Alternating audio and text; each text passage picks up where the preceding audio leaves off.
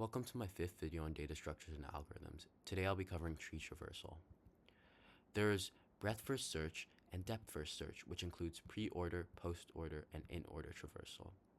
Now, breadth first search works by visiting the nodes in level order from left to right. So, in this example, you'd start at the first level or the root node and visit it. Then you would go one level down and start from the left, visiting the node with the value of 3, then the node with value of 7. So here's a simple breadth first search implementation in JavaScript. You would return nothing if there's no root node, else you would create a queue that stores the nodes you're going to visit in order. Then while you still have nodes to visit, you want to dequeue and then visit that node. And if the node that you just visited has a left child, add that to the queue, and if it has a right child, add that to the queue. Now, depth first search has 3 main parts: visiting a node, traversing the left subtree, and traversing the right subtree. And the order in which you do this differentiates the 3 depth first search algorithms. So in pre-order traversal, you would start by visiting a node, then traversing its left subtree, and then traversing its right subtree. So here's what it would look like visually. Slow it down, rewind if you didn't get it.